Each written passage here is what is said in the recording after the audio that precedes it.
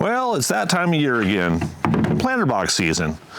Last year I made a video showing how to make these small planter boxes using just 2 cedar fence pickets, and it ended up being my #1 video the whole year. People went crazy over this smaller size planter box. It just works in areas that the larger planter boxes just don't work. You can put it on a picnic table or a tabletop, your front porch, and people in apartments like to put it on their balconies. So this smaller planter box, even though it's small, it really took off. I ended up selling on Facebook Marketplace and a couple craft fairs, and I could not build these fast enough on the weekends. I also created some easy step-by-step plans that I'm giving away for free. So stick around and I'll tell you how to get those plans later in the video. So let's dive in. I like to plane the boards first. It gives them a nice uniform thickness and makes them look brand new and pretty. One change I made from building these last year is I'm only planing one side now. Nobody cares about the inside of the box, and it's getting filled with dirt anyway, so no sense spending extra time making the soil comfortable. Now last spring when I made these, I took a tiny sliver off of one side to make it clean, then flipped the board over and then did a final pass of 5 1/4 inches. That was 2 passes per board. But it turns out that time is money, so now I just strip them straight to 5 1/4 inches in just one pass.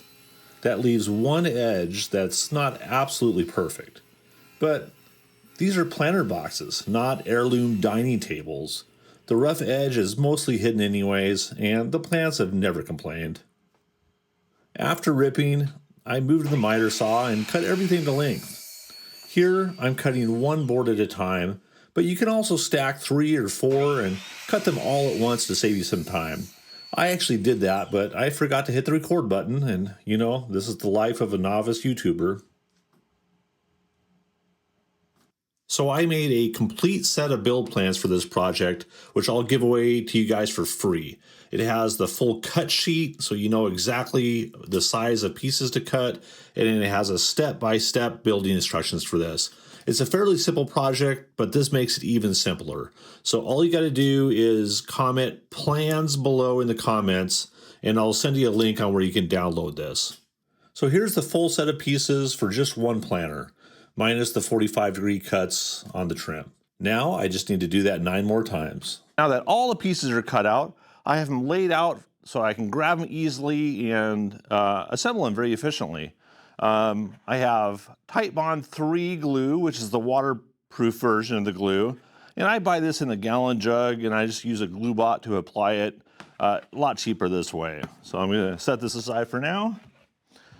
And the way I do the assembly is I assemble the top trim pieces first. I found that if I built them first and put the trim pieces on individually, they were hard to put on.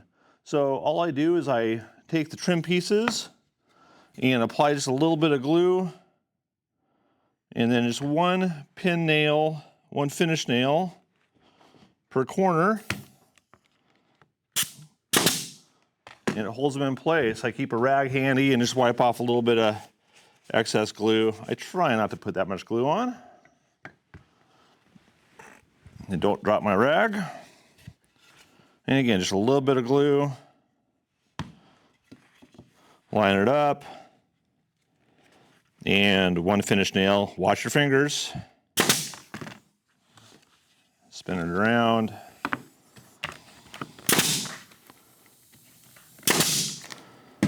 And just like that, you got the top done. And so get all your top dones first and stack them up, and then they'll be a lot easier to assemble.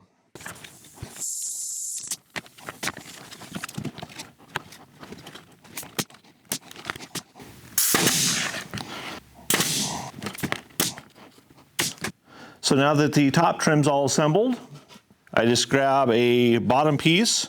There's gonna be a smooth side and a rough side. I put the smooth side down, and the same thing with the sides. I want the nicest side out, roughest side in.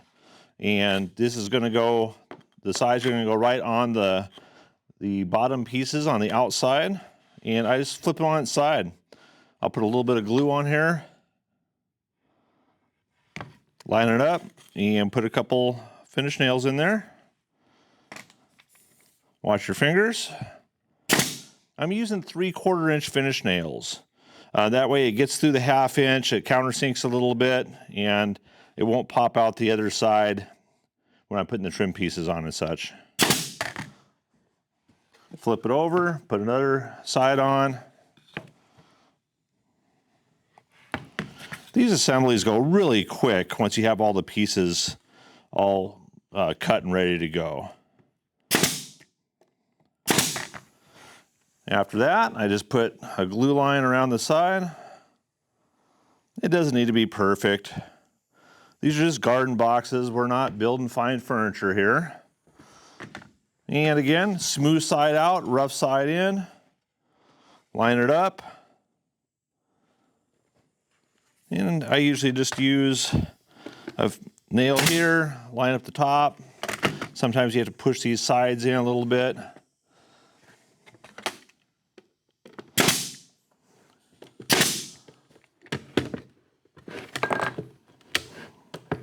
Again, watch your fingers. I have put nails through my fingers, and trust me, it doesn't feel good.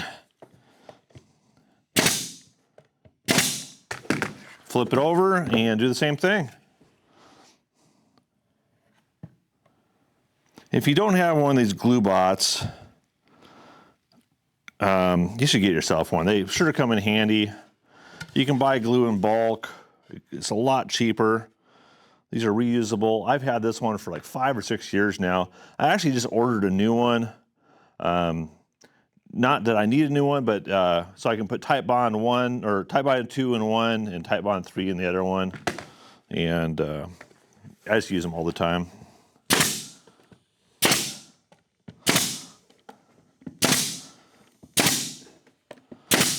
Okay, and your box is almost done. You just flip it over.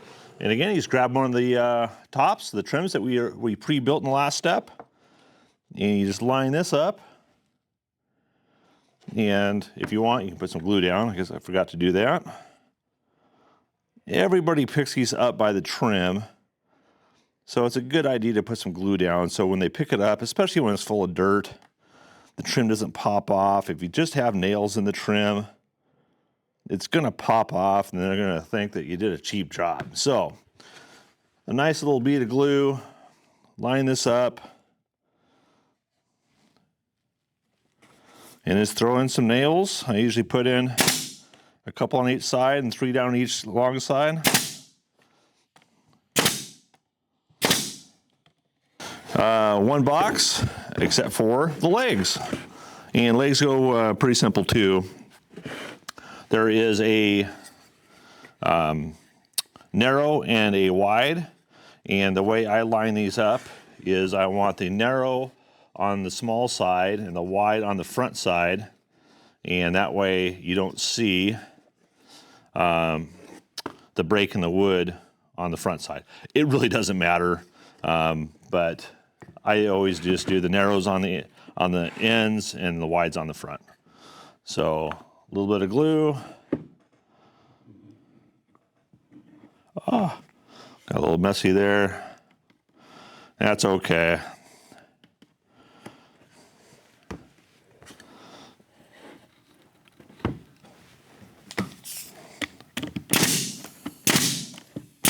Usually 3 nails does that. And some glue on the front. And I'll put some glue clear down the edge of that side. And that way it secures it all the way down and your legs don't fall off if it catches something. And I'll put 1 nail down here. And then 3 up there, and then that will be on there very solid. Once that glue dries, that leg's not going anywhere. So I'll just continue around and put all the legs on. Okay, and there's the first box, all done. And I'll knock out these other 9, and it shouldn't take too long at all. Look at that stack of planter boxes behind me. Now, a lot of people would stop here and just call it good. But I add a couple extra steps that really help set mine apart from the other people selling these on Marketplace. First, I give everything a quick sanding. Knock down the sharp corners and smooth out any rough spots. When I sell these, the wives want to buy my planters, but sometimes the husbands get that look like, Why do you want to buy these? I could build that. So a few extra minutes of sanding gives them that finished professional appearance. And suddenly everyone, including the husband, is on board. It also helps me justify just a slightly higher price. Finally, I seal them with a clear water sealant. I use Thompson's water seal and apply it with a cordless paint sprayer.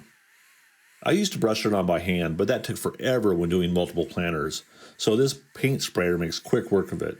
Sealing them keeps the cedar looking fresh longer and slows down the natural gray weathering that cedar will take on after time. I did leave a link for you to check out the sprayers I use. This particular one needs a DeWalt battery to run, so if you don't have a DeWalt battery, there's also a version that is corded, but it works really well also. It's these small extra steps at the finishing process that set my planters apart from the others on sale on Facebook Marketplace. And my customers definitely notice the difference. If you got a little value out of this video and learned something, I hope I earned a like. So if I did, hit that like button below. It does help the channel. And if you want to see more videos I create, go ahead and subscribe to the channel. That way you get notified when I post a new video. Thanks everybody. Take care.